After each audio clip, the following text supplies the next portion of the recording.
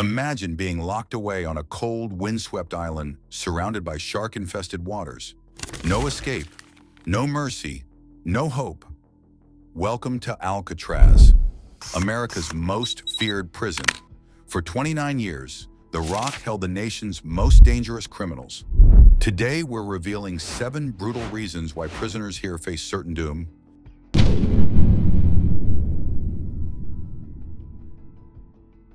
You're standing on a ferry, watching San Francisco's bright lights fade behind you as you approach a fortress of despair rising from the frigid waters of San Francisco Bay.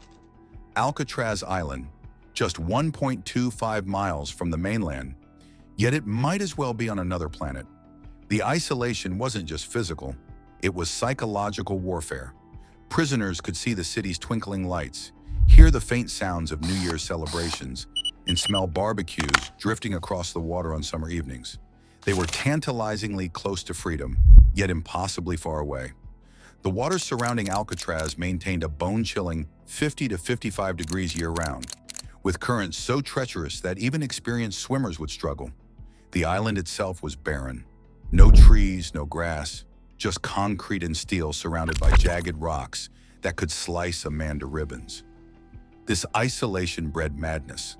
Inmates reported feeling like they were slowly disappearing, forgotten by the world. Letters from family were heavily censored, visits were rare and brief, and the outside world felt like a distant memory. The psychological impact was devastating. Many prisoners lost their sanity long before they lost their lives. The federal government chose Alcatraz specifically for this crushing isolation. It wasn't just a prison, it was a tomb for the living, designed to break the human spirit through the cruelest punishment of all. Hope dangled just out of reach.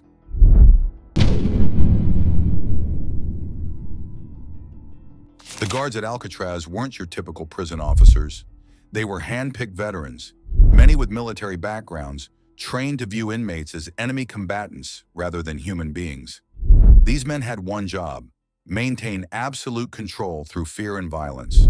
Guard brutality was legendary and systematic.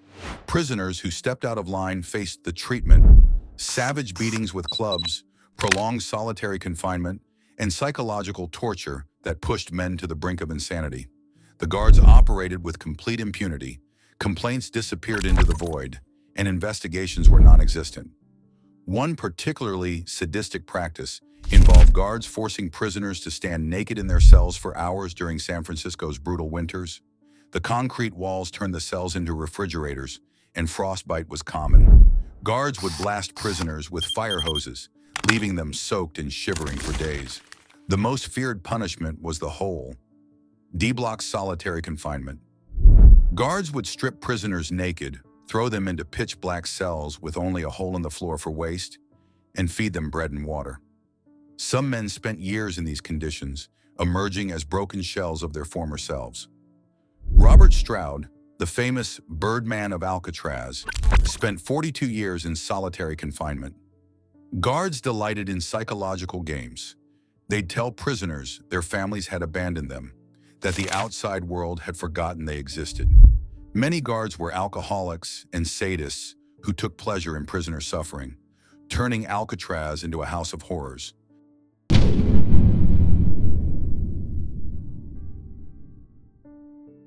Life inside Alcatraz was designed to crush the human spirit through relentless misery. Imagine spending 23 hours a day in a cell so small you could touch both walls with your arms outstretched, 5 feet by 9 feet by 7 feet high.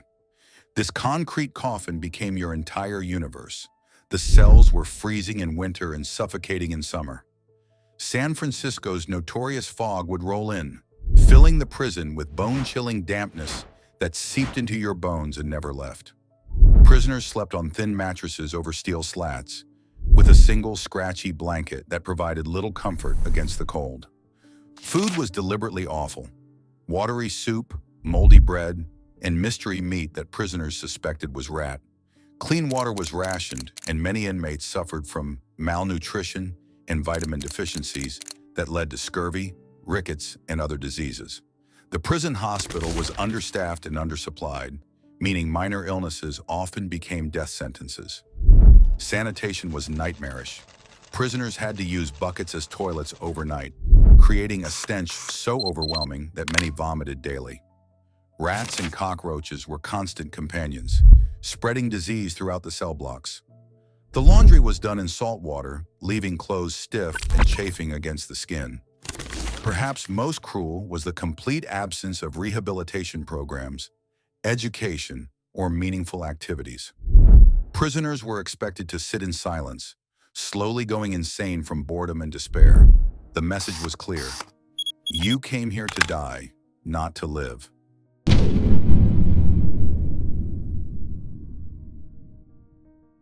Alcatraz was marketed as escape-proof, and for good reason.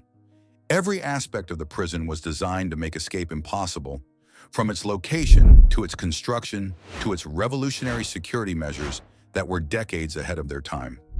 The prison featured tool-resistant steel bars, electronically controlled locks, and guard towers positioned to provide 360-degree coverage of the island. Motion sensors and metal detectors, cutting-edge technology for the 1930s, were installed throughout the facility. Guards conducted surprise cell searches, and any suspicious items were immediately confiscated. But the real deterrent was the water. The San Francisco Bay surrounding Alcatraz was a natural moat filled with great white sharks, powerful currents, and water so cold it would kill within minutes. Even if a prisoner somehow made it off the island, hypothermia would set in before they could swim the 1.25 miles to shore. Prison officials conducted experiments dropping mannequins into the bay to study current patterns. The results were terrifying. The mannequins were swept out to sea or smashed against the rocks within hours. The few real escape attempts ended in death or recapture, serving as grim reminders to other prisoners. The psychological impact was crushing. Prisoners could see freedom so close they could almost touch it, yet they knew it was impossible to reach. This constant torment drove many inmates to suicide, preferring death to a lifetime of hopeless imprisonment on the rock.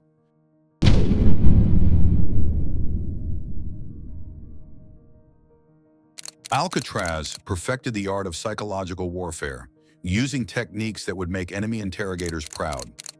The rule of silence was perhaps the most devastating.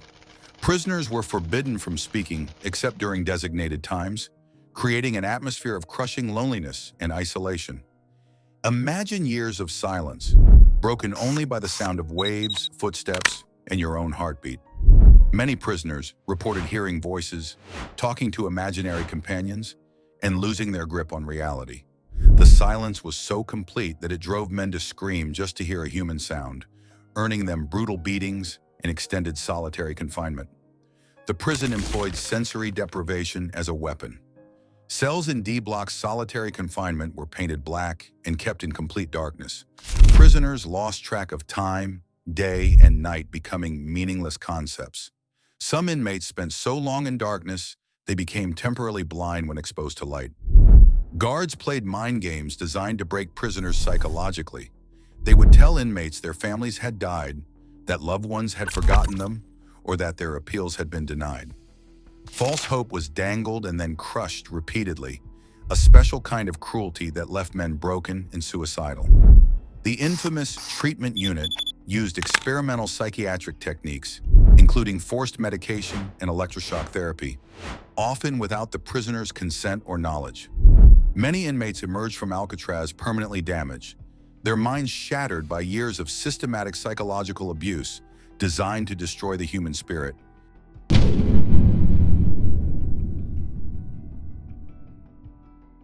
Alcatraz wasn't just any prison.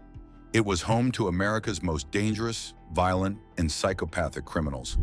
Being locked up with these predators was like being thrown into a cage full of hungry wolves. Al Capone, the notorious Chicago gangster, arrived at Alcatraz in 1934. Despite his reputation, prison life broke him. He was repeatedly attacked by other inmates, contracted syphilis, and spent his final years in the prison hospital, his mind deteriorated by disease and despair. If Alcatraz could break Capone, it could break anyone.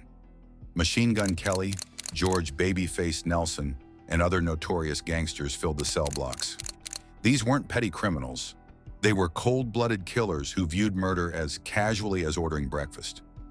Violence between inmates was constant and brutal, with makeshift weapons crafted from anything available. Robert Stroud, the Birdman of Alcatraz, was actually a violent psychopath who had murdered multiple people. The romantic Hollywood portrayal couldn't be further from the truth. Stroud was a dangerous killer who spent decades in solitary confinement because he couldn't stop attacking guards and fellow inmates. Prison gangs formed along racial and geographical lines, creating a powder keg of violence that could explode at any moment. Rape, murder, and savage beatings were daily occurrences. Weaker prisoners faced constant predation, living in perpetual fear of their fellow inmates who were often more dangerous than the guards.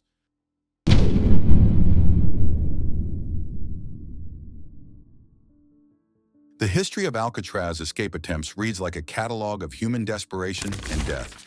Each failed attempt served as a brutal reminder that the Rock was truly inescapable, crushing the hopes of other prisoners who dreamed of freedom. The most famous attempt occurred in 1946 during the Battle of Alcatraz. 6 prisoners overpowered guards, seized weapons, and attempted to fight their way to freedom. The result was a 48-hour siege involving Marines, Coast Guard, and federal agents. 3 inmates were killed, 2 were executed for murder, and 1 received a life sentence.